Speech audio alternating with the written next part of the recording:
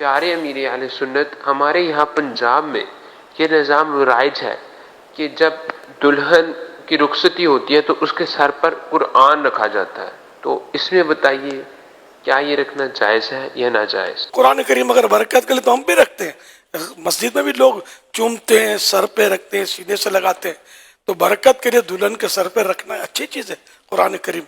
کوئی حرج نہیں اس میں۔ بعض لوگ کیوں کہتے ہیں کہ جو قرآن کا یہ مقصد نہیں ہے، قرآن کا مقصد تو تھا کہ اس کو پڑھا جاتا، اسے سمجھا جاتا اور اس پر عمل کیا جاتا، تو یہ اس کے مقصد میں سے ہے۔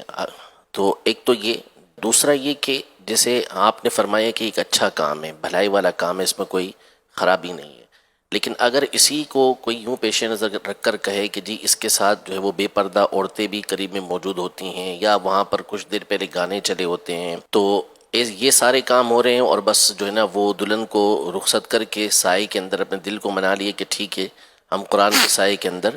دلہن کو رخصت کر رہے ہیں، اس کے سر پہ قرآن پاک رکھ رہے ہیں، تو اس طرح کے جو گفتگو کرتے ہیں اور اس انداز میں پھر اس کام سے روکنے کی کوشش کرتے ہیں، تو اس حوالے سے کچھ رہنمائی آپ ارشاد فرما دیں۔ دیکھیں اس میں تو کوئی شک نہیں کہ قرآن کریم ہر طرح سے باعث سے برکت ہے، اس کو دیکھنا، اس کو چھونا یہ بھی برکت والا ہے، اور اس کو چومنا حضرت فاروق اعظم وغیرہ رضی اللہ عنہ سے ثابت ہے، صحابہ کرام سے، تو آنکھوں سے کوئی لگائے تو سر پہ رکھے، سینے سے لگائے، تو یہ سب کیا ایک احترام کے انداز ہے جو مسلمانوں میں رائج ہے اور پرانے رائج ہے۔ اب کوئی مزید بھی احترام کا طریقہ نکلتا ہے تو شریعت کے خلاف نہیں ہے تو روکا اس سے بھی جائے گا نہیں،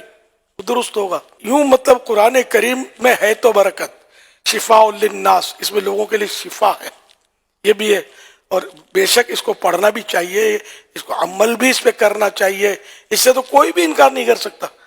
تو ہے ہمارا قرآن کریم تو رہنما ہے۔ تاہم اگر کوئی چومتا ہے، اب میں سمجھو کہ کوئی پڑھنا نہیں جانتا، ان پڑھ ہے بیچارہ، کوشش کرتا نہیں پڑھ پاتا، تو اب کیا اس کو مجبور کریں گے کہ پہلے پڑھنا سیکھ، پورا بعمل ہو جائے، اب اٹھا کے سر پہ رکھ، یہ تو نہیں کہا جائے گا ظاہر۔ اب رہا کہ اگر معاذ اللہ وہاں کوئی ڈھول ڈھمک کے بج رہے ہیں تو یہ تو عام طور پہ مسلمان ایسے موقع پر تو احترام کرتا گیا، اذان بھی ہوتی ہے تو اس طرح کی چیزوں کو بند کر دیتے ہیں، کام اچھا ہی ہے، تو واقعی اس پہ اگر کوئی معاذ اللہ میوزک کا سلسلہ ہے، ڈھول بج رہے، تو یہ تو بند کرنا چاہیے،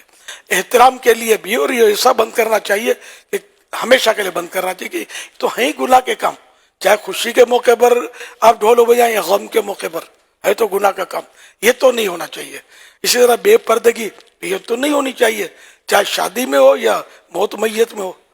تو جو مطلب وہاں اس وقت گناہ ہو رہے ہوتے ہیں تو وہ تو واقعی اس کی تو مذمت کی جائے گی، لیکن آپ کوئی بے پردہ عورت ہے وہاں بالفرض، کچھ مرد بھی ہیں، تو اب قرآن کریم اگر کسی دلہن کے سر سے گزارا گیا تو اس پر کیا اس کو ناجائز کہیں گے؟ مثال کے طور پر کہ کوئی لوگ اپنے گناہ کے کام میں مشغول ہیں اور آپ نماز پڑھ رہے ہیں، تو کیا مطلب آپ گناہ گار ہو جائیں گے؟ مسجد کے پاس ڈھول بجتے ہوئے لوگ گزرتے ہیں، مسجد کی دکانیں کرائے کی ہوتی ہے، میوزک چل رہے ہوتے ہیں، تو اب کیا ایسی حالت میں مسجد میں نماز نہیں پڑھی جائے گی؟ روک دیا جائے گا کہ نہیں نماز مت پڑھو، پہلے اس کو بند کرو؟ واقعی اس کو بند ہونا چاہیے اور مستقل بند ہونا چاہیے، نہ کہ نماز کے لیے، نہ کہ قرآن کے احترام کے لیے، بند ہونا ہی چاہیے۔ لیکن اب ہر گھر میں میوزک چل رہا ہوتا ہے، گانے بج رہے ہوتے ہیں، قرآن کریم میں تشریف فرما ہوتا ہے، تو یہ تھوڑی کہا جائے گا قرآن کریم یہاں مت رکھو، گھر میں قرآن شریف تو ہوتا ہے تو گانے بھی بج رہے ہوتے ہیں، غلط ہو رہا ہوتا ہے، لیکن اس کا مطلب یہ تو نہیں ہوا نا کہ اب یہ قرآن کریم کیوں رکھا ہوا ہے، بلکہ یہ قرآن کریم جو تشریف فرما ہے اس کی برکت سے انشاءاللہ کبھی نہ کبھی اس گھر سے گناہ رخصت ہو جائیں گے۔